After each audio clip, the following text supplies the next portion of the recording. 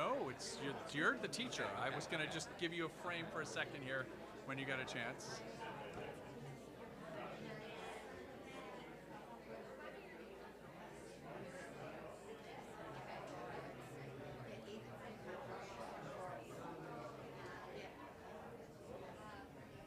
Hi there. Good to see you. Good. How are you? I'm all right. Glad you're here. Welcome. I was just gonna. We were gonna say. I'm gonna say a word about you on the phone. This guy will introduce you. I think he knows you a little bit. And then we thought at the end, after your teaching, I would say college.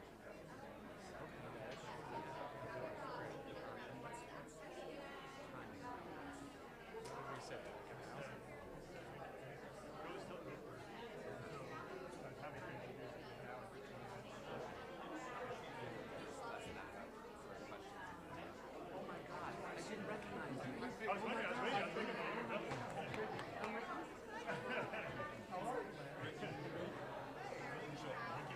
They were super good. Is that? Oh yeah. Nice. Yeah. I met them. Okay. Yeah.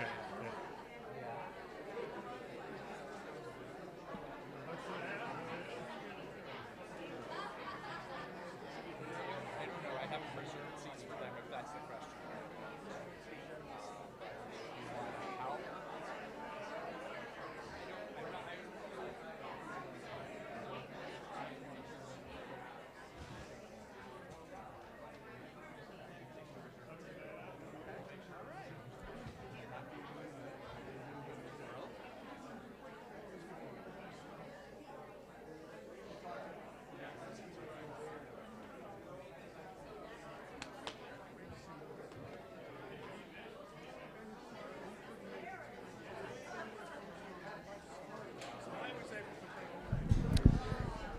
Friends, if you'll grab something to eat, and then we'll invite you to take your seats.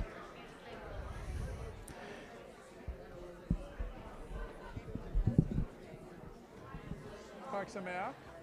How are you? Glad you're here.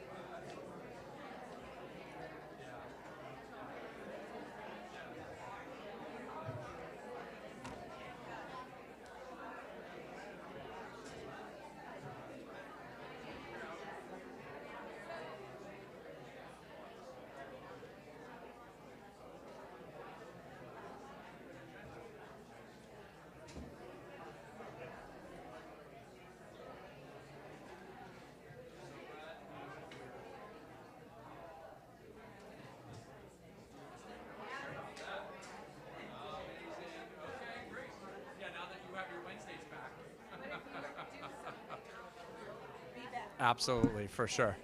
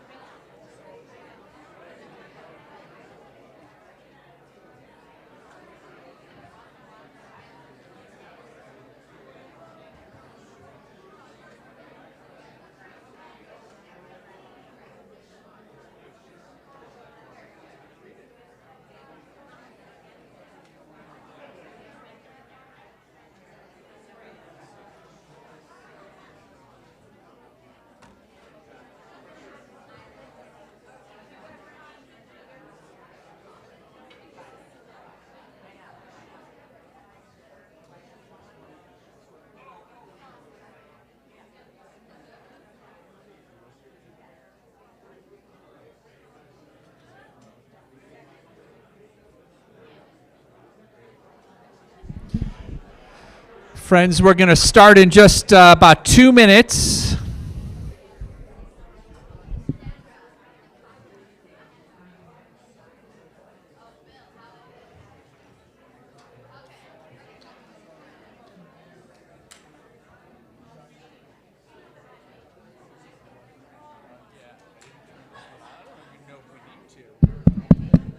But they're both working. Thank you.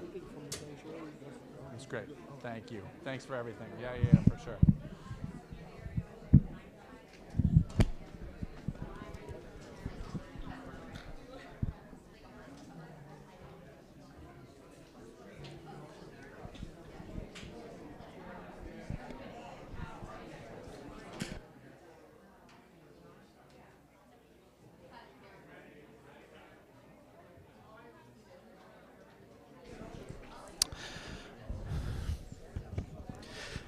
Friends, we're so glad that you're here.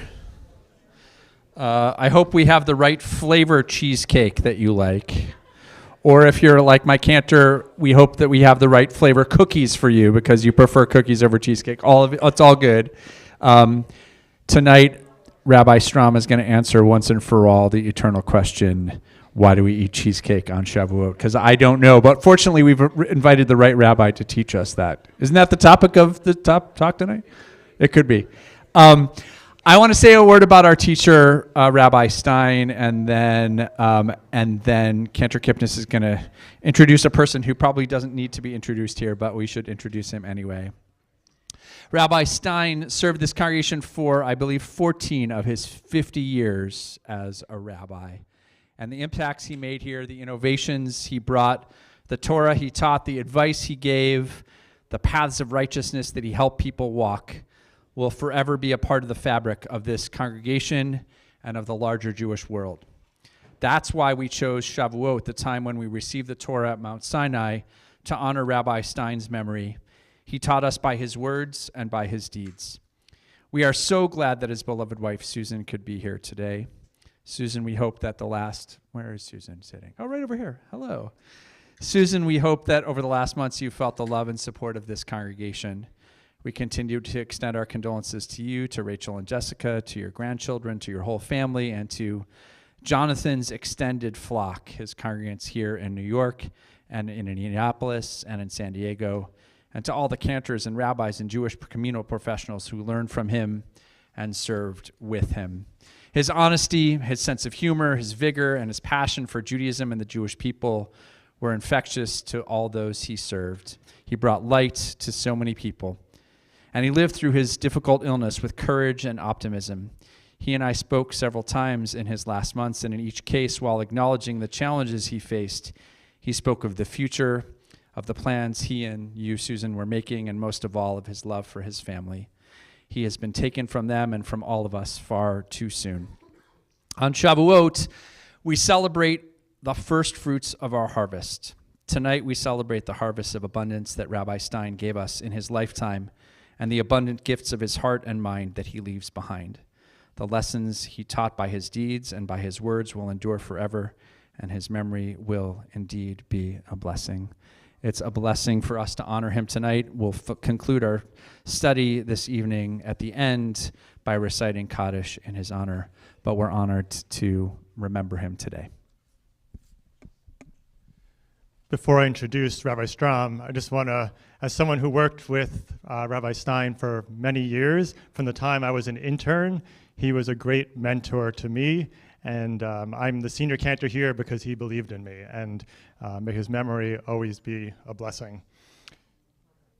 Rabbi Josh Strom served at Shari Tefillah for 11 years, first as a teacher in the religious school, then as a rabbinic intern, and then 7 years as our assistant and associate rabbi.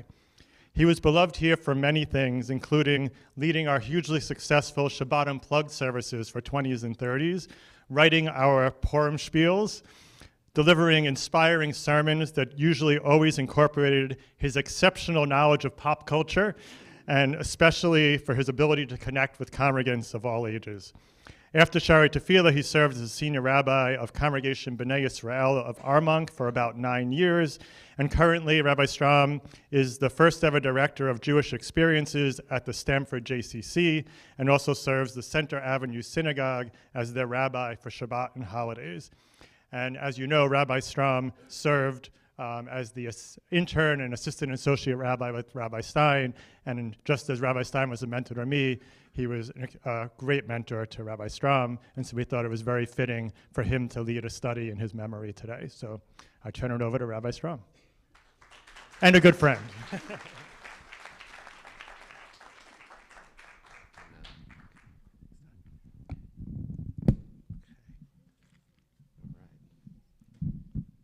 Definitely don't need 2 microphones, that's for sure. Maybe I'll just...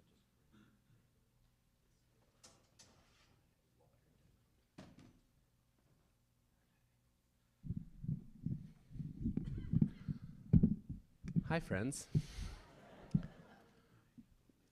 I am overcome with many emotions right now, and mostly just feel the love in this room. It's so wonderful to walk back into a place and that sense of kind of picking up where you left off, and to look at the room, look around the room and look around the sanctuary before. And I turned to my mom and I said, I remember everybody's names and all of their faces. No, it just came back very naturally and seamlessly. And so I'm honored and privileged to be here with all of you, and just overwhelmed with emotion at feeling honored to have this opportunity to teach a little bit of something in John's memory, and to be here with Susan and members of Susan's family and so many of you here. So I decided to kind of title this, so maybe a little bit of introduction, and then we'll kind of get into the attempted format, and we'll see how it goes. I decided to name this after the story that Rabbi Stein would tell each year to the confirmands, that so many of you in this room know so well. I'll do the short version of the story, but this is like flopping. Okay, maybe we'll, okay. That there was, I believe, and Susan can correct me on details if I'm forgetting, but a funeral that Rabbi Stein officiated in Indianapolis was for the mother of someone known as Sarge, because he was an actual sergeant, I believe, in the Army or Marine Corps, so he was actually a Sarge. And as they were, apparently they, every week or so often, a group of these guys who would hang out in the Schwitz together. And Sarge realized after Rabbi Stein had done a wonderful job officiating his mother's funeral that he forgot to tell, kind of almost buried the lead and didn't tell the main story about his mother, which was, she would say, and my Yiddish isn't so good, but that was the name of this, that this is Zaya Yid, Zaya Mensch, Zai Stark, right? So to be a Jew, to be a mensch, and to be strong. And so as we lead up to Shavuot and now are celebrating Shavuot, it is the custom and the tradition to study, among other things, Pirkei Avot, the ethics of the fathers, the chapters of the fathers, because that was their attempt at practical living. How do we take the Torah that might feel like it's up here or might feel hypothetical or theoretical and bring it down to earth into our everyday living and into our refinement of our own character and into our interpersonal relationships. And so that was kind of the format and the frame. I think of Rabbi Stein, I think of John all the time. I even, this morning in my shul in Fort Lee, New Jersey, I was rolling the Torah, and I was remembering that John taught me a technique of how to roll the Torah more quickly when you have two people. So even when I roll the Torah, I think of Jonathan. For example, going into this weekend where we were celebrating friends of ours, their son becoming bar mitzvah, and coming into the weekend and coming into Shabbat, I was, shall we say, maybe not in the most Shabbistic frame of mind. And as we pulled into synagogue and I thought, I'm not ready for this, I thought first of Rabbi Stein saying, Shabbat always comes on time. So that was true. And as I sat in Friday night services at a congregation in Westchester and was really moved by some of the prayers and things that we offered and was brought back to the blessings and the goodness of life and away from the frustrations. And one of the many things that Rabbi Stein taught me was he would say, with other staff members, former staff members in the room, I'm sure they heard this too, Rabbi Stein would sometimes say, is what's bothering you going to matter a year from now? Which I love as a perspective. And I went, nope, those things that are bothering me, God willing, will be long gone, hopefully long before the year, but a frame of reference and a perspective. So tonight I'll endeavor, with your permission, of course, to add to the many, many blessings of John's memory, the first of which is just Torah lishma, of studying Torah for its own sake. So what I thought I would do as we go through is we'll look at a section of text. We're not going to look at all of them that are in there. I over-prepared in the typical teacher fashion. We're not going to look at all of the texts in the packet, but hopefully you'll enjoy them anyway. And so we'll go through a section. I'll point out some things, share some commentaries and opinions, and then try to do my best to connect it to the teachings that Rabbi Stein taught and really lived and exemplified. And maybe at the end of each section or two, I can pause and see if there's comments or questions. But first, one of the many other things that I learned was to always do a blessing, certainly before study of Torah, but even incorporating blessings into things that we might feel are otherwise mundane, like board meetings and things. That is a tradition I brought forward with me to every place I have been since here, and that's one of many inspirations from Rabbi Stein. So if you'll join me in the blessing over study of Torah, Baruch atah Adonai Eloheinu melech haolam asher kidshanu b'mitzvotav v'tzivanu la'asok b'divrei Torah. So let's begin at the beginning, which is always a good place to begin. The beginning of Pirkei Avot. So I'm going to refer to the text by the number in the margins. I probably should have tried to put page numbers on it, but I didn't, so we'll work on this together. The first text from the very first verses of Pirkei Avot says that Moses received the Torah at Sinai and transmitted it to Joshua, Joshua to the elders to the prophets, and the prophets to the men of the great assembly. They said three things: be patient in the administration of justice, raise many disciples, and make a fence around the Torah. Shimon the righteous was one of the last men of the great assembly. He used to say the world stands upon three things. We know this one, al shlosha devarim, the Torah, the temple service, and the practice of acts of piety. Antigonus, a man of Soko, received the oral tradition from Shimon the righteous. He used to say, do not be like servants who serve the master in the expectation of receiving a reward, but be like servants who serve the master without the expectation of receiving a reward, and let the fear of heaven be upon you. So a few notes about this. First is establishing a chain right back to God, that the human hands that are giving us their sage advice, that they see themselves certainly as a link in the chain that goes back to God that has a divine source. Right? One of the reasons that they do this is to differentiate Pirkei Avot, to differentiate this section of Talmud from other contemporary works, for example, Aristotle's Ethics, right? All of these different types of wisdom literature, if you will, aimed at trying to give us a balance. How do we apply these things and find the golden mean, etc.? This says, actually, our authority goes a little bit higher than just Aristotle's wonderful mind. This also sets out to start to make the claim, which is really, I would say, arguably the frame of Pirkei Avot in its entirety, that Torah study on its own isn't enough. It's not enough to just study and to know it and to have it in your brain.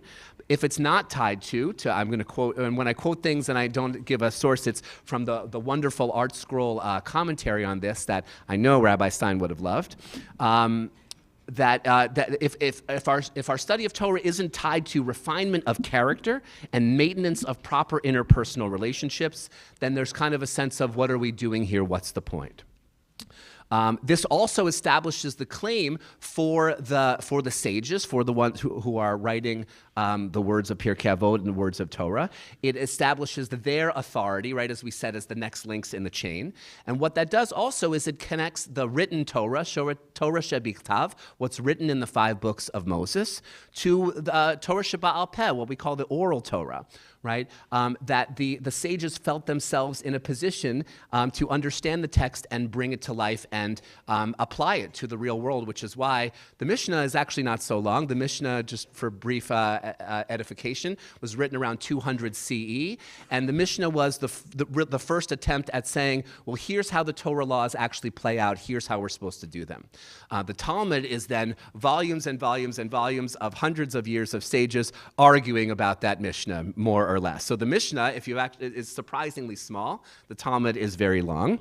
And Samson Raphael Hirsch, who's considered the founder of modern Orthodoxy, he compared the written Torah to a lecturer's notes, right? That if you just looked at a lecturer's notes by themselves, probably wouldn't make that much sense to you. I don't know if my notes would make any sense to you, but I guess that's part of the point, right? As long as it makes sense to the person giving the lecture. They're only meaningful, these lecture notes, in conjunction with a verbal lecture. They don't really stand on their own. So the sense of the oral Torah is kind of finishing the work and being complementary to the written Torah. There's a specific mention here of Sinai rather than kind of God and giving God a name. There is, for some of the commentators on this text, there's a link to Moshe, who we say is the most humble servant of God. There was nobody more humble before or after. And so the mentioning of Sinai for some of the commentators points to Sinai being this modest mountain. There's a midrash that talks about the mountains in the region are fighting with each other over who gets the honor of being the host, right, for the event of giving the commandments, and that Sinai is chosen because even though this mountain says I'm the tallest, this one says I'm the right. Talking mountains, I don't know, but in any event, the Mount Sinai is given the honor of being the host venue, if you will, of this special event because Sinai is considered the most modest, and that's a link to Moshe, our modest leader. I will also point out that there's a transfer to Joshua as the Baal Mesorah, and the commentary I looked at said, those who fulfill this role must also be accessible to the masses of people. So there's something in the passing along to the next generation of someone who is going to know it and be able to maintain it and handle it, but also bring it to as many people as possible. There's a difference here also between the verbs that Moses kibel, Moses receives the Torah, Sinai, right, from Sinai, and everybody else gets the misorah, it was passed to them, right? And so this different translations, but the idea that that Moses did the best he could as a human being to receive as much as humanly possible from God's giving of the Torah, and whatever that was then conveyed, if you will, to the next generations. So the difference of verbs here is very intentional.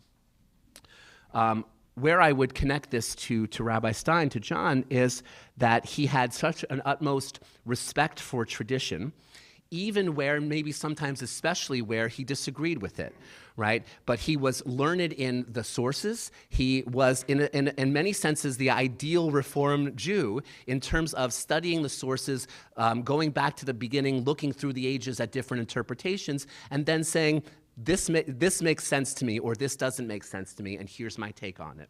And I think that is reflected in this community that I often describe as a compliment, that Shari Tefillah is the closest to conservative tradition of any Reform congregation that I know of. The fact that and now I'm serving a conservative congregation, so I'm even more aware of these things, and I think that is reflected here. And I would point out that like Joshua, that Joshua was chosen because, as we said, he's accessible to the masses. That Jonathan was someone who tried to bring Torah to everybody in every age and every demographic in whatever way was the way that they would learn and connect with it. That was part of his goal as a rabbi.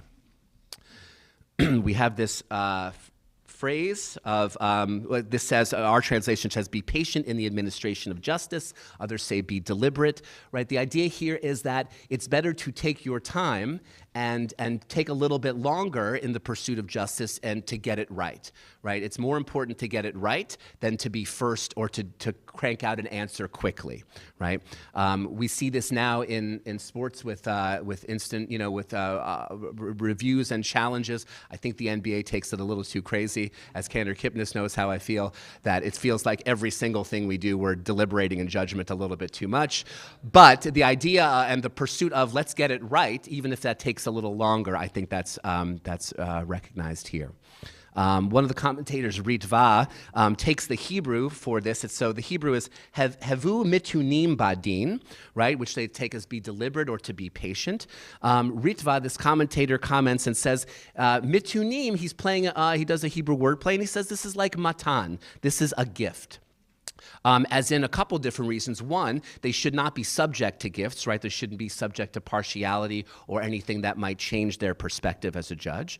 And rather, they should issue their rulings to people as a gift, right? And not expect something in return, that they are giving of their piece or their slice of wisdom towards the pursuit of justice. And that in some moment of clarity, hopefully of understanding of justice or getting closer to it, that would be a gift towards humanity.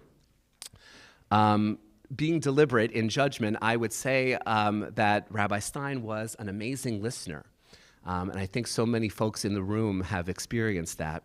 That before offering any of his own thoughts or opinions, whether this was in pastoral care or whether as a mentor and a lead and a guide for me, he would listen to everything you had to say, perhaps with a clarifying question or a follow-up question to understand more if he didn't, but he always waited until you presented all that you wanted to share with him before reflecting back, before sharing anything of his own wisdom.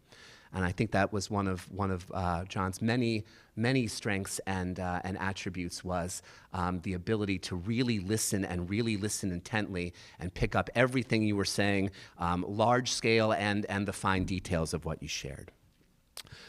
This phrase about to raise many disciples or to develop many disciples. A few things about that. There's this classic debate between Shammai and Hillel. For those of you who don't know, Shammai and Hillel, either Shammai and Hillel themselves or Beit Hillel and Beit Shammai, the houses of these folks, always argued. And spoiler alert, Hillel basically always wins. Hillel is the Harlem Globetrotters and Shammai is the Washington Generals. They are there as the foil. Their minority opinion is always expressed, as well as other differing opinions as well. But the halakha, Jewish law, basically always sides with Hillel. Occasionally they go, kind of both, but really, almost all the time, it sides with Hillel. So Shammai would say, what does this mean to raise disciples? He said you should teach only the wise and the humble who are from a good family, perhaps a little bit more elitist, but he wanted to make sure that this was being trusted to folks who were trustworthy with the tradition. Hillel, of course, says the opposite. Hillel says, you teach everyone. You teach everyone. And the reason is, for many sinners have been brought nearer to Torah. Right? So teach it to everybody because you don't know how it's going to take root with somebody. You don't know what's going to be meaningful to someone. And if you've brought someone out here a little bit closer to Torah, a little bit closer to Jewish community and tradition, that's just as good as bringing someone from here in that way, right? If you've brought somebody in a little bit closer, that's really the mission. There's talk about developing them when you're young and when you're old.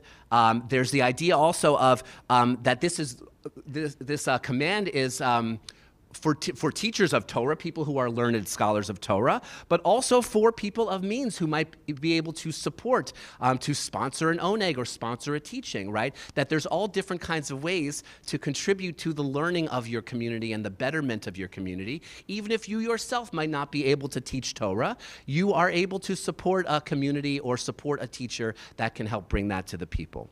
So I love that idea that everybody has a way to contribute, even if you yourself are not able to be a Torah scholar. There's a concept here also that judges should involve their students in the discussion, right? They shouldn't just issue a ruling or a final statement about something without explaining as much as possible how they arrived at that conclusion. A proof text, right? Some kind of verse or verses from our tradition that somehow back them up, and you can be creative with your interpretation, but you always have to have a proof text. And that the idea there that if you are not only bringing more justice into the world, but you are teaching your disciples what the rulings are, why they're there, how they can learn from them. It's going to help them in their own problem solving in the future, and also set precedents so that they can learn from those as well. And ultimately, teachers, those of us who are parents and teachers, we know this, right? That teachers, their goal is to help their students to be able to learn independently in the same way that, as one of my teachers from HUC, Dr. Betsy Stone would say, you shouldn't be, as a parent, raising children. You should be raising adults, right? You're raising your children ultimately to be independent of you, even though that is counterintuitive and counter-emotional, as we know. I would say there's so many of these passages that I think are obvious if you knew Rabbi Stein, how they connect.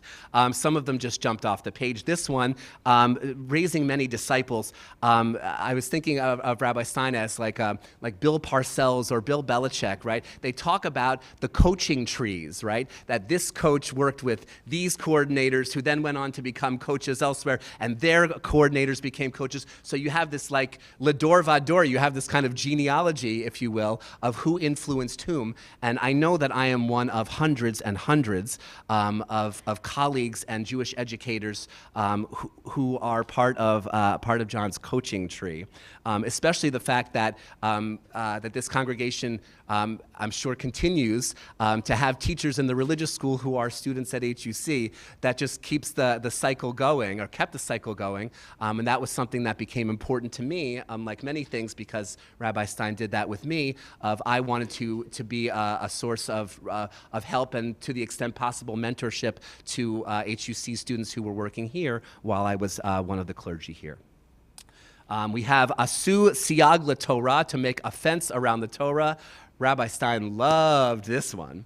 The idea, to kind of make it a little bit more simple, is if, for example, the prohibition of Torah was against touching this water pitcher right here, well, it wouldn't just be don't touch the water pitcher.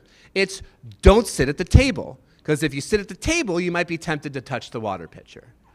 And then it becomes don't come into the room. Don't come into the Davis Auditorium, because if you come into the Davis Auditorium, you might be tempted to sit at the table. If you're tempted to sit at the table, you might touch the water pitcher. Bad news, right? And fence around the Torah and so on and so forth. God forbid we would say don't come into the building, because you come into the building, you might come into the Davis Auditorium. You get the idea, so on and so forth. That's what a fence around the Torah is. While I struggle with this sometimes, because a more practical example is that traditionally we're not supposed to be playing instruments on Shabbat.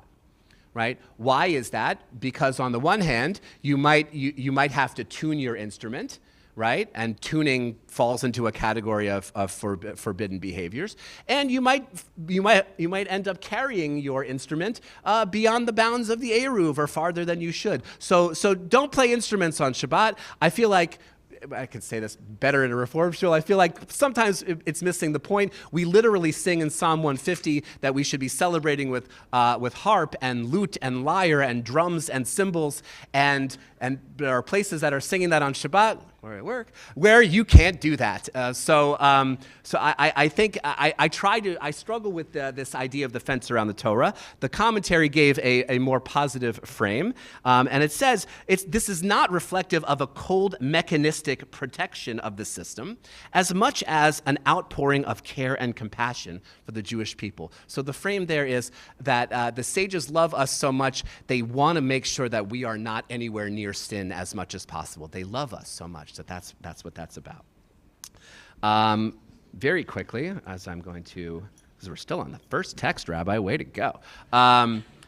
Shimon the righteous, when they quote him, just very, very quickly about Shimon the righteous, the commentaries talk a little bit about who he was. And the gist about Shimon the righteous is that they say that only he was able to say this as a matter of a regular kind of motto of his because he was someone who worked on this and perfected this and lived this every day. So this idea of only when you have your own kind of moral house in order are you then able to offer critique or offer proverbs about the best way to live. I would say to Rabbi Stein that Jonathan was someone who practiced what he preached, as you heard from Rabbi Mosbacher and Cantor Kipnis, that John taught what he lived, and he lived what he taught. And so there was an integrity always that you knew that if he was teaching you something or guiding you in a certain direction, that was something that was meaningful to him, and therefore you could see that and he lived that.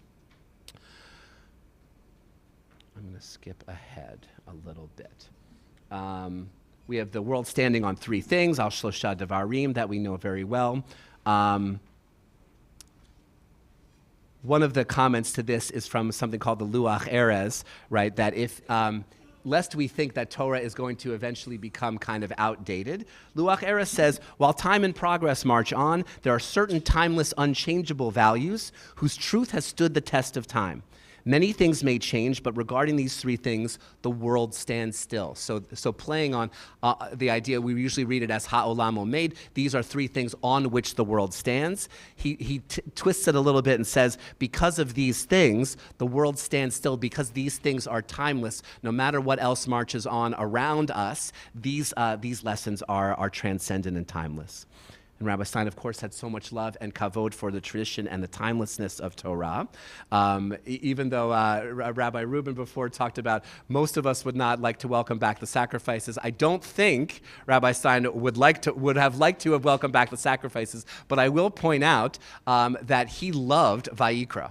He loved Leviticus. And every time I get to Leviticus and I struggle and I go, Leviticus, sacrifices, animals, yay. I try to remind myself that there are many and were many who love this and try to challenge myself to find different meaning in that. Gimilut chasadim. Rambam explains these acts of loving kindness, because chesed is a word that's a bit tough to translate. Rambam explains these three items as a prescription for cosmic success. I love that. I feel like that sounds like a great band name or something. Through the pursuit of Torah knowledge, exemplary character, and fulfillment of the mitzvot, the world will achieve a balanced perfection. Chesed also means, according to another commentary, it means to transcend boundaries, right? So in order to go do an act of chesed, some kind of act of kindness in the world, you need to get beyond yourself. You need to transcend the boundary of your own particular needs, and we'll see that touched upon in other verses as well. Rabbi A.C. Foyer, I love this, he says, Gimilut chasadim literally means repaying of a favor. Even when one does a favor for someone he never met before, he is repaying the favors that God does for him. There really is no way to pay God back. The only thing we can do is attempt to make it up to God by helping God's children or creatures, right? There's no way we could possibly reciprocate to God to be grateful fully and fully appreciate all the gifts that God has given us and God has done for us. But the best way is to pay it forward, is to repay it throughout the world and to other people. And together, I think the interesting comment that I found between Torah, Avodah, and Gimilut Chasadim is that Torah is the fulfillment of man's relationship to himself, of humans' relationship to ourselves by following the mitzvot, and that's going to strengthen our character. That Avodah, that worship and fulfillment of the mitzvot, is how we serve God. That's Bein Adam LaMakom, if you remember the liturgy from the high holidays of the sins and the things that are between Adam, between humanity, and Makom, God, which, as an interesting aside, one of the names for God is HaMakom, which is the place, right? So God, wherever God is the place.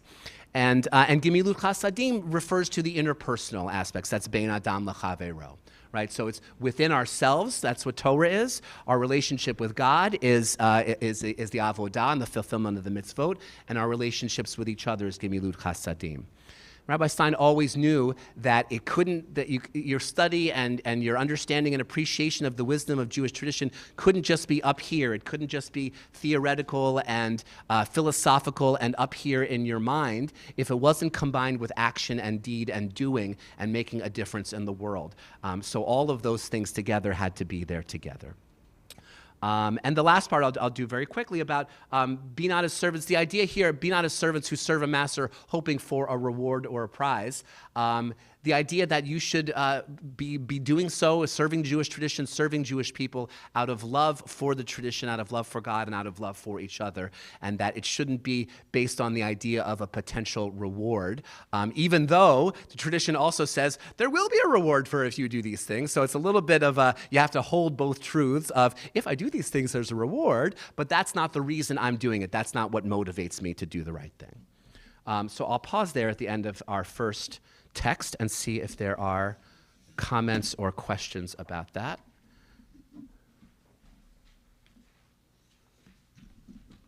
Well, okay then. Yeah, Deborah. The very last point that you made about no expectation of receiving a reward, but then it says, and let the fear of heaven be upon you, which I thought was a little bit of a code ending to this section. How the fear plays into.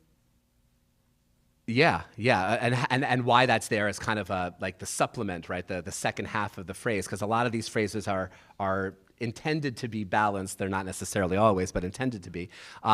So the first part, I think, as we said, is about don't serve God because you'll get a reward. Serve God out of love of God. The second part is Rav, one of the great sages, who's so great that he's just Rav. He's just Rabbi. That the love of his take was our love of God gets us to do the positive commandments, right? The ones of thou shalt do, right? Thou shalt. And the fear of God is what keeps us from transgressing the negative commandments, right? So according to that interpretation, it's hoping that you're doing that the service of God is all out of love, but also knowing that if you do mess up, just to kind of keep in the back of your mind that there are consequences somehow. Our sages said, there's a good quote here, serve God both from love and from fear. We must serve from love, for a lover does not forget his obligations to the beloved. And we must serve from fear, for if you contemplate rebelliousness, know that one who is fearful is afraid to rebel. I would also point out that the phrase here is another word in Hebrew that is really difficult to translate is yirah, right? So it often gets translated as fear, but it's a much heavier term. There's more awe and reverence sometimes we see in the translations of yirah. It's not like, and there's a few different words in Hebrew which speak to this, right?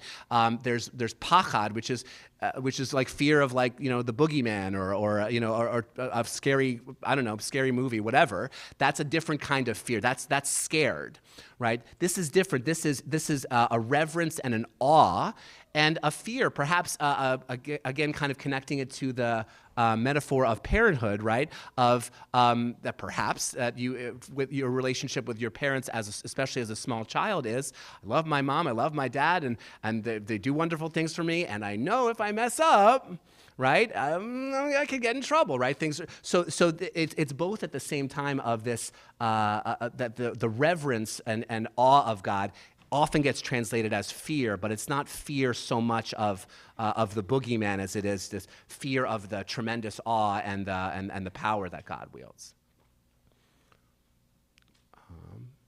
Okay. Let's look at another one some of us know, text number 2. Joshua ben Parachia and Nitai the Arbalite received the oral tradition from them. Joshua ben Parachia used to say, appoint for yourself a teacher, acquire for thyself a companion, and judge all men with a scale weighted in his favor. Right? So appoint or acquire for yourself a teacher.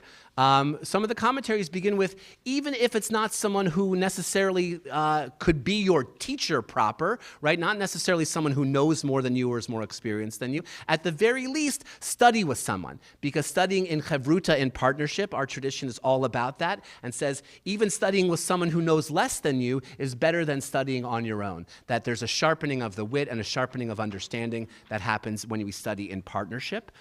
So don't be intimidated. They seem to be saying, don't be, if you live in a small town or in a community where there might not be a Torah scholar or there might not be someone who knows Torah better than you, at least start with finding someone to study with. That's going to benefit you.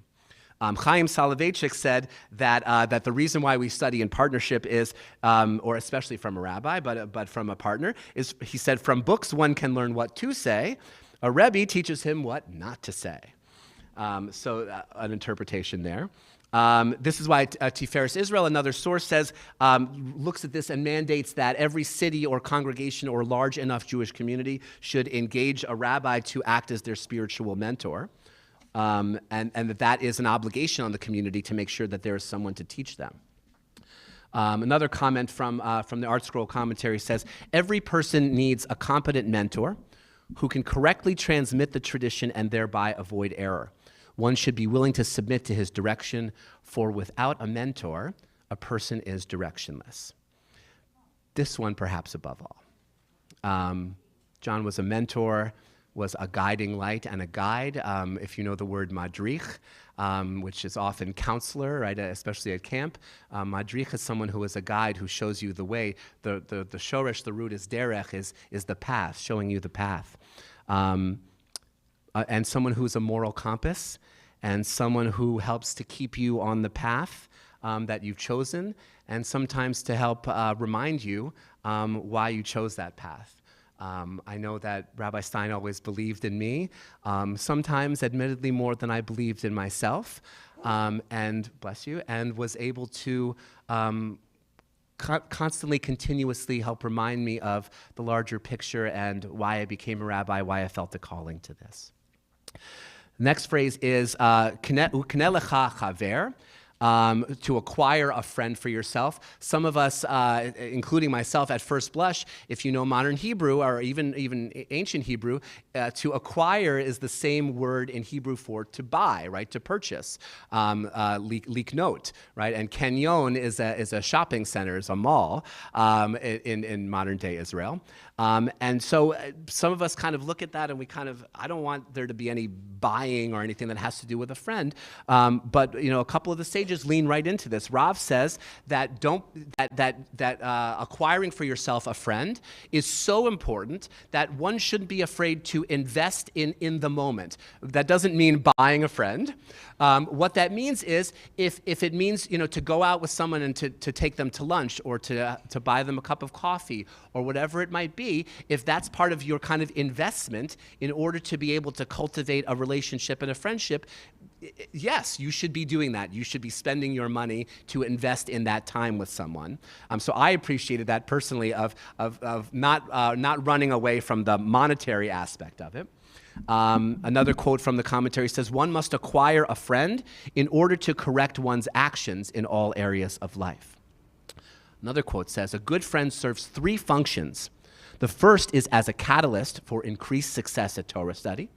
The second is to ensure one's mitzvah fulfillment, for good friends feel free to offer constructive criticism to one another.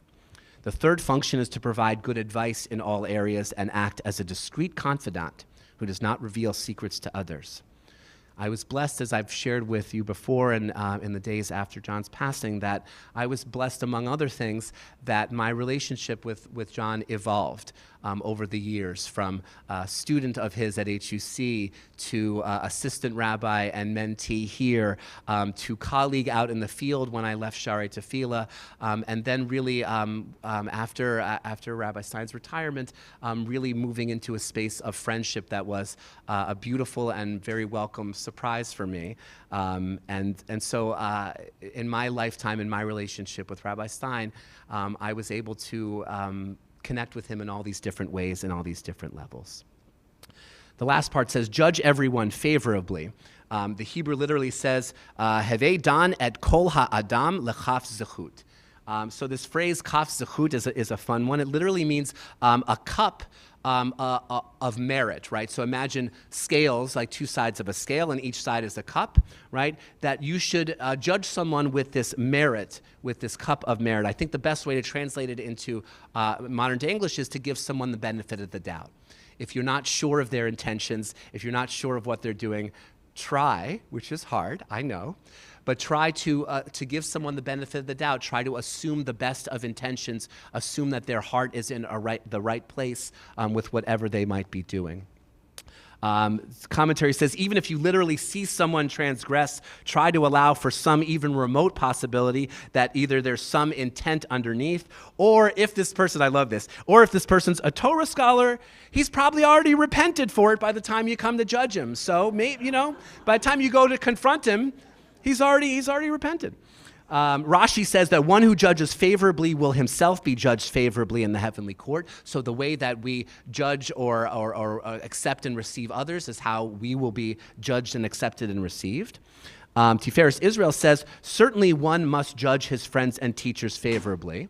Right? He kind of takes it to a more basic level. Certainly one must judge his friends and teachers favorably, for if he does not do so, the relationships will erode and will not yield the potential benefit inherent in them, right? So to scale it back to a more basic level and to say any relationships in our lives that are good and meaningful and worthwhile, chances are part of the reason that they are in that place is because you have been judged and you have judged others favorably and given someone the benefit of the doubt, at least on one or two occasions. The Sfat Emes says that you should try to find redeeming qualities, kind of the idea of to hate the sin, love the sinner, right? And his play is really, the Hebrew says, at kol ha'adam, right? Which taken on the surface is to judge every man, right? But he plays with the kol ha'adam and says the entirety of the one person. Right? To see someone as a whole person and to realize you get to interact with one side, with one facet, with one aspect of them. Maybe as your relationship becomes closer, maybe a few more facets or aspects of that person and what makes them who they are. But you don't know. You don't know what everybody's going through. It made me think of the meme and whatever it is that's be kind, for everyone you meet is fighting a battle you know nothing about. Right? The idea of everybody in front of you is not someone who's blocking your way to get on the train or whatever it might. That's a person, right? That's a whole person who has dreams and hopes and aspirations and struggles and mental health and physical health and who knows what else. And that's just one person, right? So to remember that when we're looking at each other, that there's an entirety of a human being there. And Rabbi Stein was one who taught me this concept. He taught me the phrase kaf zechut.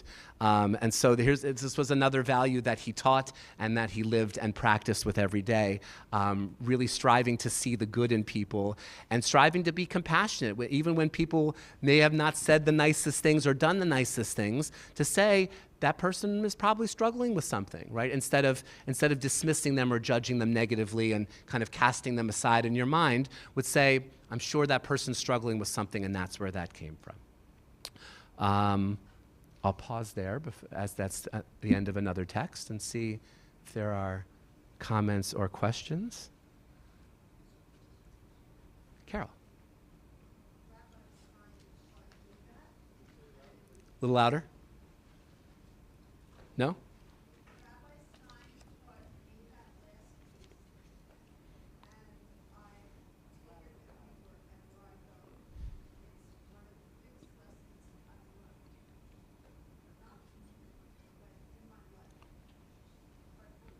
Yeah, right. There was a comment that from Carol that this was a lesson that guides her life, that has guided her life and still guides her life, and I think all the more so that it was from Rabbi Stein who taught it to her, but it's something that you have lived. Yes, does everybody remember the story about the guy on the train with his kids running back and forth, crazy, wild? Remember the story? Possibly.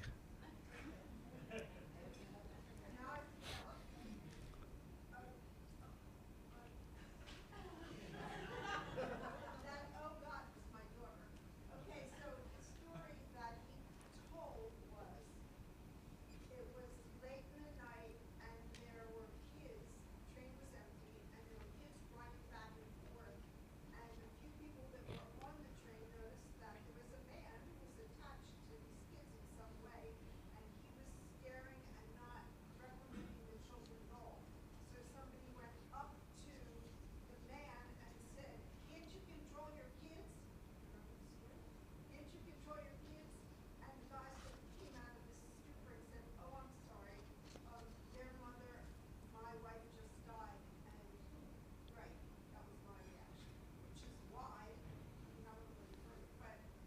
You don't know. That's why I take that with me everywhere. Thank you, Carol. You just don't know. You don't know what people are going through and what's their inner world and their inner reality. Yeah. Well, I was just going to say that I went to a class not long ago, and the word was try to make a generous assumption about anyone who's in your way, anyone who's creating a problem. Make a generous assumption, and I like that thought, and it's the same thing, but Yeah. to try to be generous. Yeah, yeah. And there's a teaching that I love that says that you should imagine every person as though they're surrounded by a phalanx, like a guardian group of angels, right? And if you imagine every person as being like surrounded by like holy angelic bodyguards, if you will, then you're more likely to approach them with more kindness and openness. I want to be mindful of time because wow. I'm going to skip text number 4 and just say the idea of being disciples of Aaron, loving peace and pursuing peace. Rabbi Stein was one who spoke a lot about shalom bayit, about peace within the home, and doing what is needed to take to make that a reality. And in the vein of the concentric circles that we taught before, that's really, that's Dr. Larry Hoffman would talk about, that our goal as rabbis and cantors and leaders of congregations is wherever someone is, to try to bring them one concentric circle closer to the middle, right? If folks here come once a month, try to get them to come twice a month. If they are coming to the minyan once a month, right? So wherever everybody's at, whether it's here or out here or anywhere in between, to bring someone closer, and that's how we pursue peace and pursue justice. I'm going to skip ahead to one of my favorite texts ever that I would say is really, I think, for me, if there's anything close to a motto or a credo, this is it. So let's look at text number 5. Hillel used to say, "Im ein ani li mili," if I am not for myself, who is for me or who will be for me? Ukshe'ani la'atzmi ma'ani, but if I'm only for myself, then what am I? And if not now, when? A lot of us know this. So the first part, I really feel like especially the first 2 parts are the balance of life, right? The first part is I need to take care of my needs and my wants and my desires. And here's where I think in modern society the word selfish gets a bad rep, right? We need to be selfish. We need to take care of ourselves. We need to feed ourselves and clothe ourselves. And we need to pursue our dreams. And we need to try to find meaning in life, in the world, and hopefully our work and our families and our friends, right? That's selfish. That fulfills the needs and wants of ourselves. But the second part is, right, if that's where you stay and you're only in that spot and you are self-consumed and self-absorbed, right? I love that it says ma'ani, what am I? It's not who am I, it's what kind of a being am I if I'm only worried about myself and my own needs, right? Really the first part I think speaks to a whole lot of we need to protect ourselves is another part of that. And we need to do what we need to do to keep ourselves safe. Right, I'm not going to do that. I think that there's a way, without getting too political, to think about even an application to the war going on in Gaza right now, right? That Israel has a right and an obligation to defend itself, to go after terrorists who are aimed at the destruction of every Israeli and every Jewish adjacent person on the planet. And there also needs to be thought and consideration for those who are starving and those who are hungry and humanitarian aid.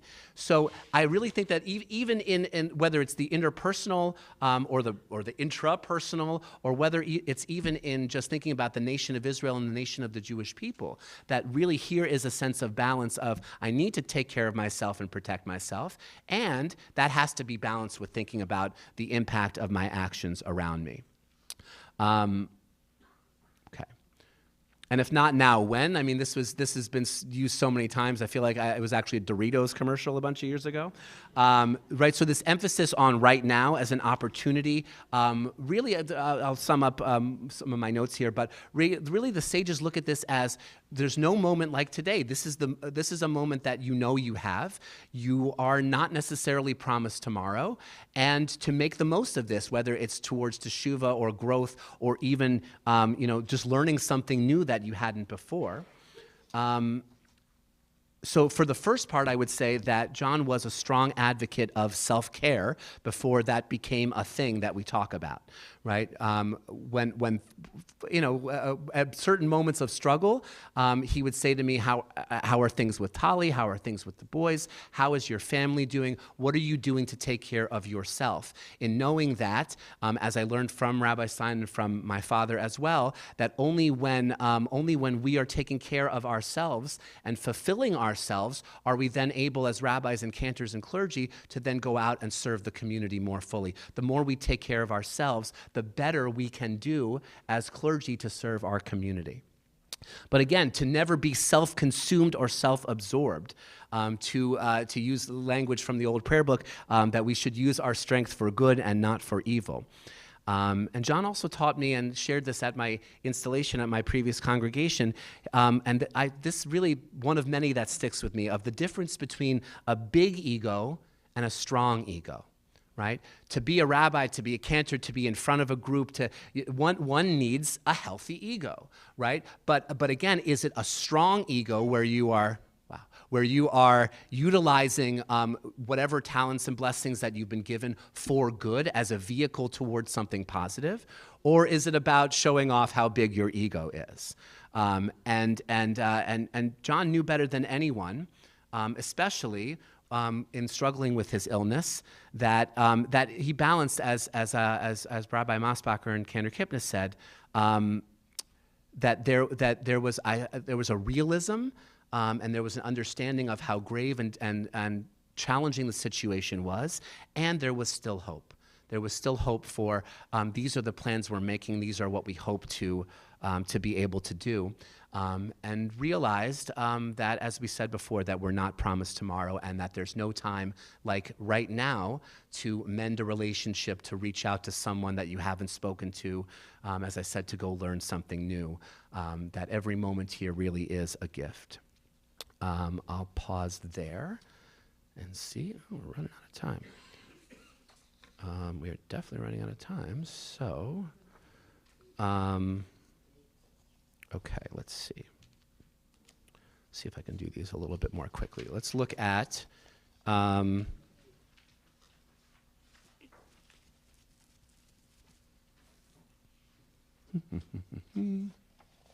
many notes. Too many notes, right? From like Amadeus. Too many notes.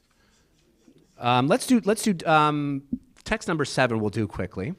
Apply your mind to 3 things you will not come into the clutches of sin. Know what there is above you, an eye that sees, an ear that hears, and all your deeds are written in a book. An omnipotent, omniscient God. A source called HaChasid Ya'avetz says the following, which I think is beautiful. The book of remembrance that we talk about on Yom Kippur, right? This, whether or not we imagine literally God as an old man with a big oversized book and writing people's names, but this idea, he says, the book is man's soul. Goodness adds luster to the soul, and sin besmirches it. After death, the state of the soul testifies to its owner's behavior during his life. Man builds the soul, therefore, with his deeds, either adding to or detracting from its luminescence. I love this idea that, first of all, the idea that our souls go on even though our bodies don't, and that we, with everything that we do for good or bad or everything in between, either kind of adds value to our soul or takes away from it, and that is how we are judged at the end of the days. Sansom Raphael Hirsch said, never forget that the consequences and repercussions of everything you do reach far beyond the fleeting time span in which your act occurred. So I think that this is meaningful both what I would say kind of horizontally, right? The idea of the concept that we know of, you drop a pebble in the ocean and then it becomes a wave on the shore, right? That each of our acts might ripple out and have impact far beyond what we ever imagined and what we ever might know about the deed that we just did. And also, I would say kind of vertically through the generations, that an inflection point or a small change in your day might impact things, generations that to come. I will say that while John and I spoke a lot about consciousness and about different ways of looking at the world, I don't know exactly what kind of God he believed in. Probably not an omniscient, omnipotent old man recording deeds in a book. But I know that the rest of what I shared of how this applies, irrespective of whatever theology you may or may not have, I know that the deeds and what you do with the life you have, that was the most important, and I know that John agreed with that. Okay. Yes. Yes. I wonder if I just would share a recollection of Sure. Rabbi Stein to say, know what there is above you. A similar section is know before whom you stand. And there was one day I saw a plaque on the bema that he had made a Yep. plaque that says, know before whom you stand. And I asked him why that was there. And he said there was one time recently that he had attended to some ritual thing or service in a perfunctory manner, disregarded something, or overlooked something, and regretted it. So because of that, he put on the bema right there in front of him for all time, each time he would never forget, know before whom you stand. And that's the way he led services from that day. Yeah. And that teaching, certainly on the surface level, is about knowing that you stand before God. There's also the secondary level for a shaliach tzibor, for a rabbi or cantor, to say, I'm standing before my community, right? It goes both ways, to be mindful of I'm standing in the presence of God and trying to do God's work, and these are the folks I'm trying to do God's work for and with, and to remember that it's all in relationship, and that it can't be something or certainly something that is diminished when it is perfunctory and kind of rolled through like that. There's so much more. Okay, I am going to skip ahead because it is already 8:15.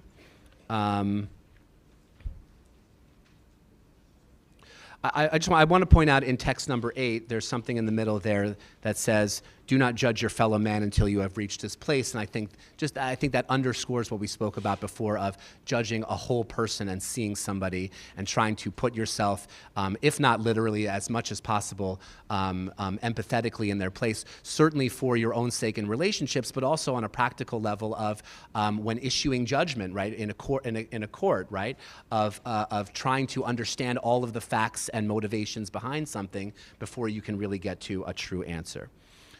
Okay, I'm going to skip ahead now to, I'll touch on number 11 very quickly. This is one that is very familiar to us. Lo alecha hamlacha ligmor v'lo ata ben chorin li batel mimena. It's not your duty to finish the work, but neither are you at liberty to neglect it. Now, can I find my notes on that?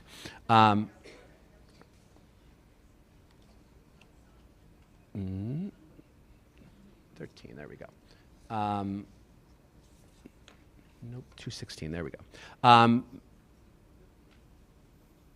So Rav establishes that God neither has any expectation of the human being to complete the task, nor will God penalize you for not being able to finish. So one thing is it kind of lets us off the hook to say, you're not going to finish it, so don't feel bad. Don't feel like you failed because you didn't finish.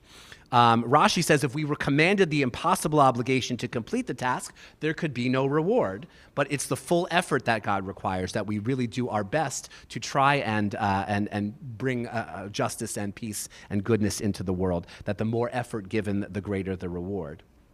The Chidushei Harim says these thoughts are connected precisely because the task is endless. A person can never absolve themselves from it. It's just kind of more logical thinking. If the task is endless, then you can never say, all right, I'm good, right? There's always something more to do. And as we know, that Rabbi Stein was all about social action and social justice, that we had and hopefully continue to have trips to New Orleans and Alabama that were initially for our teens and our youth groupers, and then the adults wisely said, well, what about us? What's the deal with that, right? These trips became part of the culture of this congregation. The soup kitchen and sandwich Saturdays, and that was the inspiration for me and folks in the room, and I just learned before all of this that Backpack Buddies is going strong, and I'm so honored and proud of that, and that Carol and others in the room have brought that to a whole new level where the kids themselves, it sounds like, are really mostly running that on their own, which is wonderful. Okay. All right, let's see. Okay, so text number 12. Yeah, I'm going to do that. If I can.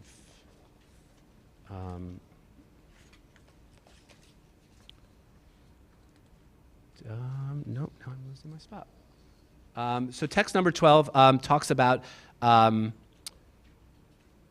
everything is foreseen, yet freedom of choice is granted, right? So how can that be true? How can it be both of those things?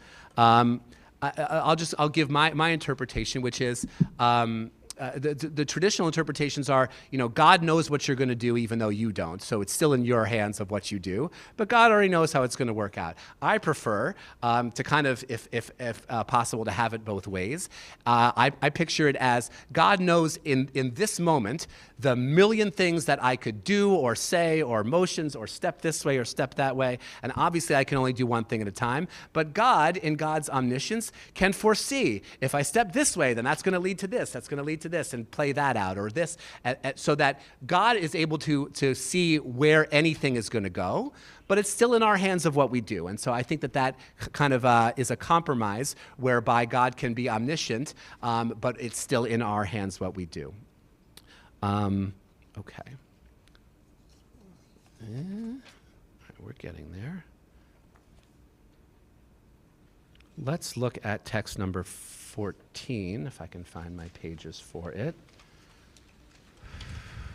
Nope.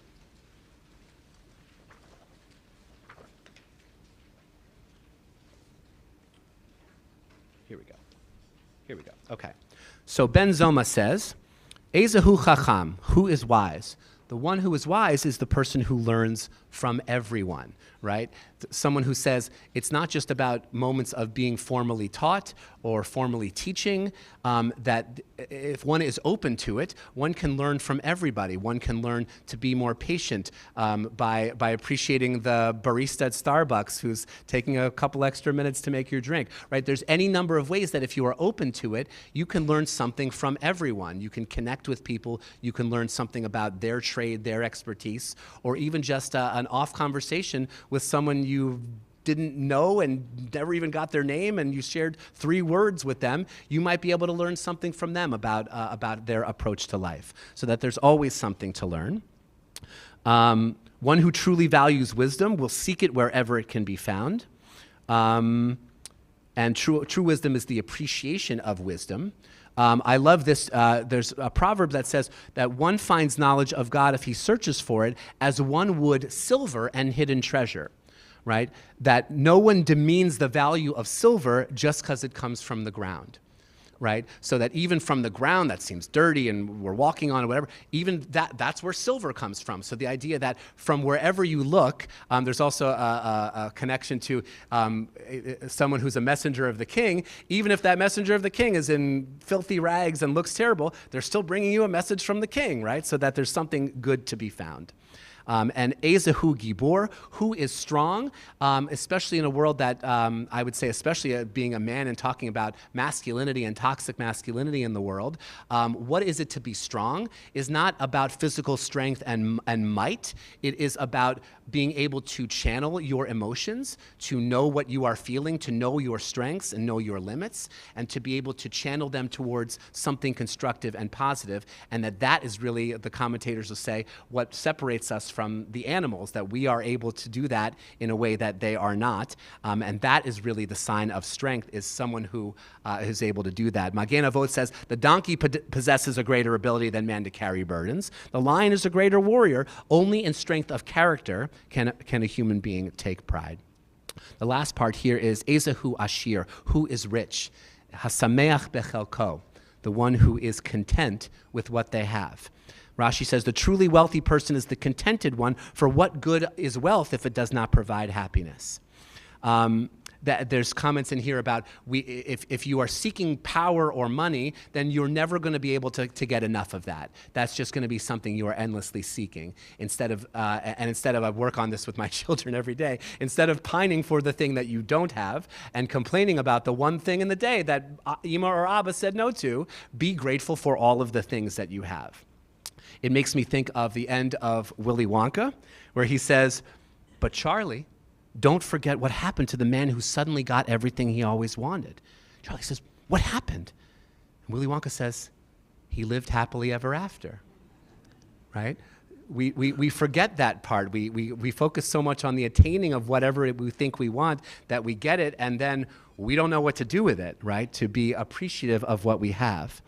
And so I will stop there on that. I'm going to skip ahead now because I'm very conscious of time. There's a couple of passages that I'm... all right. There's just so much good stuff here, right? But we're getting there. Okay, yeah, last two texts. Let's look at text number 17, which is Pirkei Avot 5:7.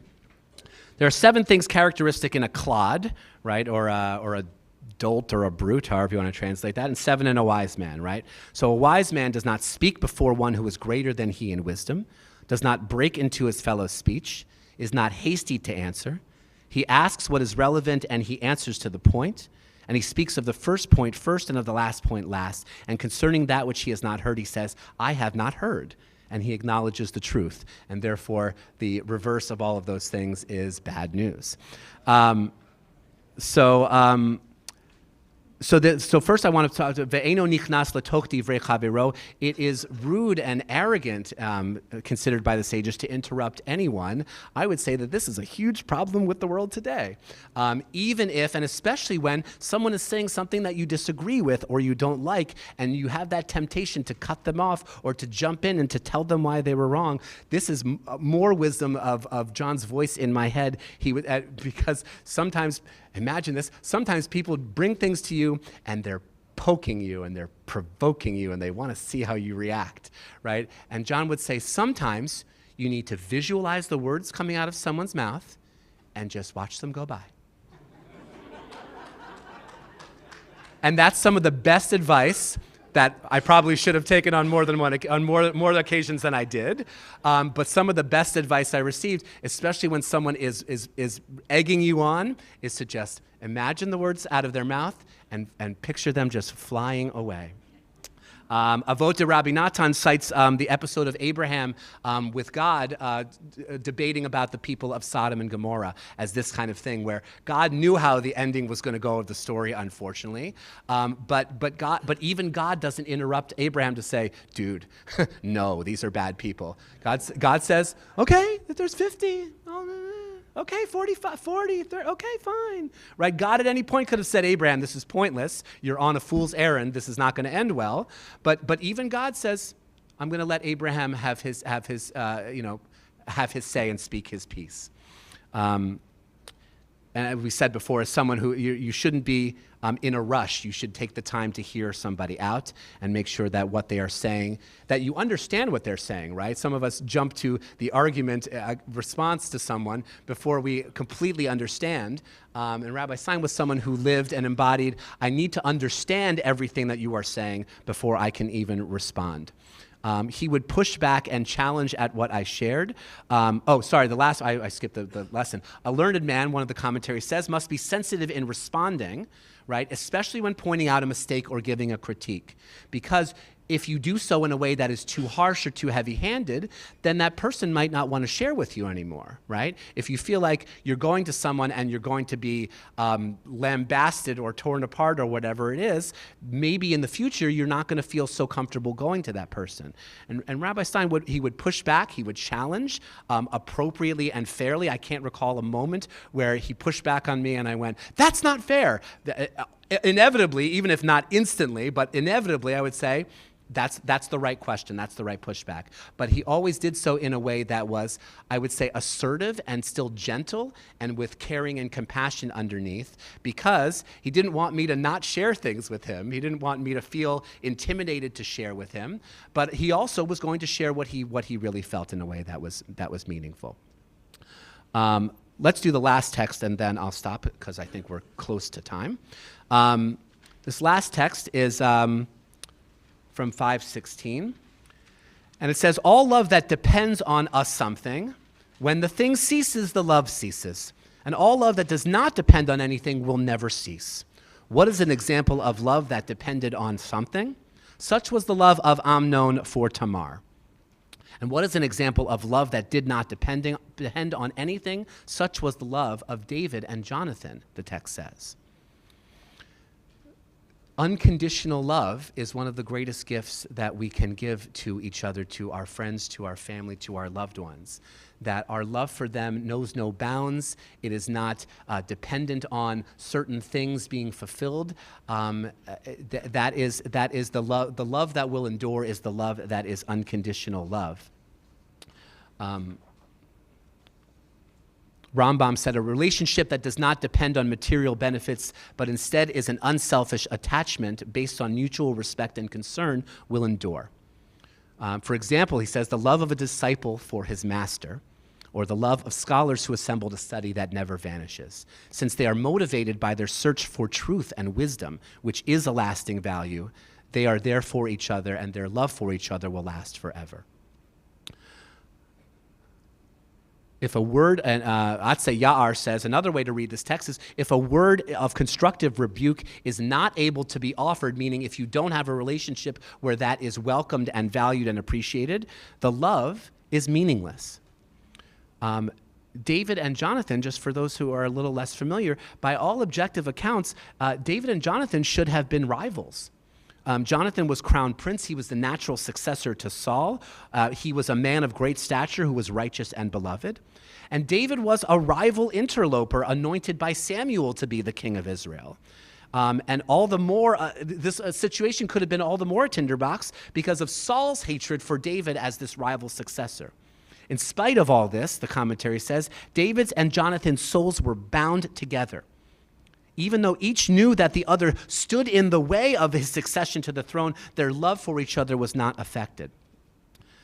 Tiferes Israel defines their love as the sympathetic understanding two people sometimes enjoy instantaneously upon meeting. A certain chemistry occurs between them, which seals their love permanently. A lot of you in this room know that Jonathan was most of the reason that I wanted to be here at Shari Tefillah coming out of HUC. Precisely because I knew, on the one hand, I felt that I had a lot to offer a congregation, but I knew that I needed to learn way more than I had already known. And I knew that the only way, or the best way, to learn what I didn't know was to have a mentor who would be and do everything that we've studied here this evening. John could have been threatened by me, as senior colleagues unfortunately sometimes are of younger colleagues, and he never was. As a senior rabbi, he saw me as a multi-tool player, on the team that he was managing here at Shaarei Tefillah, a series of weapons in his congregational arsenal, so to speak. I think he and I were even the exact opposite personalities in Myers-Briggs in some of the personality things we did for staff training and development and the things. So certainly as a senior rabbi, I never felt that.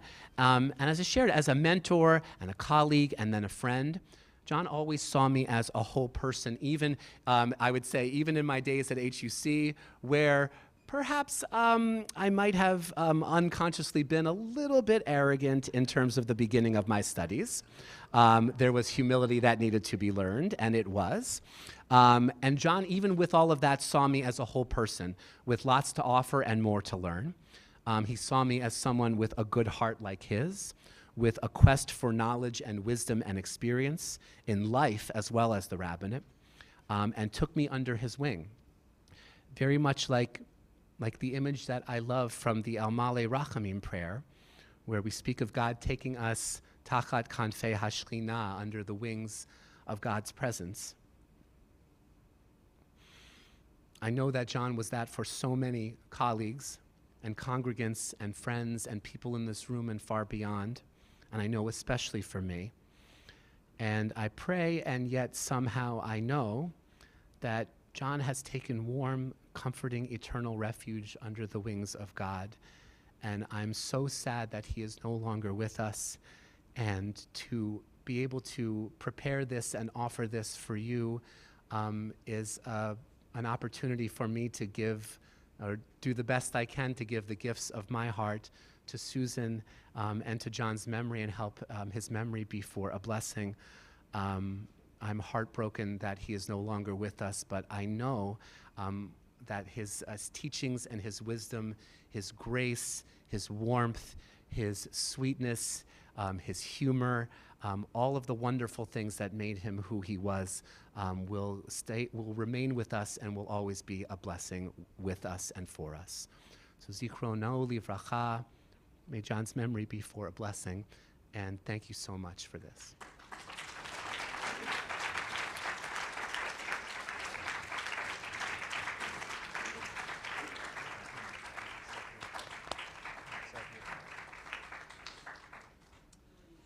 So can we thank Rabbi Strom one more time, please?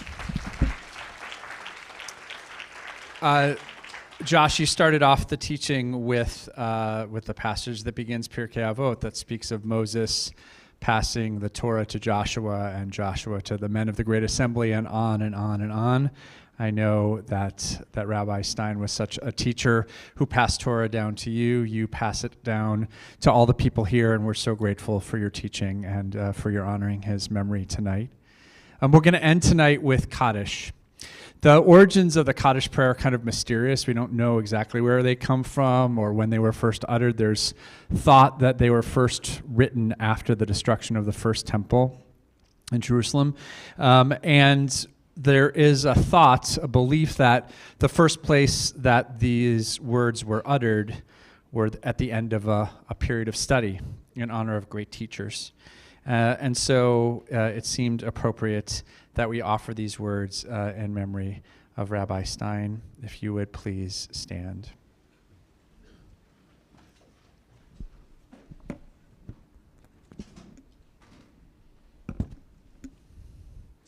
Yitgadal v'yitgadash Shemei Rabbah. Be'alma divra chirutei v'yamlich malchutei. B'chayechon v'yomechon v'chayei dechol Beit Yisrael. Ba'gala v'zman kari v'imru Amen. Yehei Shmei Rabbah mevarach le'alam olalmei almaya. Yitbarach v'yishtabach v'yitpa'ar v'yitromam v'yitnaseh. V'yitadar v'yitaleh v'yitalal Shemei dekudsha b'richu. Le'ila min kol birchata v'shirata, tushbachata v'nechamata, da'amiran be'alma v'imru, amen. Yehi shlama rabba min shemaya, v'chayim aleinu ve'al kol Yisrael v'imru, amen. Oseh shalom bimromav, hu ya'aseh shalom aleinu ve'al kol Yisrael v'imru, amen. May the one who causes peace in heaven cause peace to fall upon all of us. And we say together, amen. Thank you all for being here. Thank you, Susan, for being here. Chag Sameach, my friends.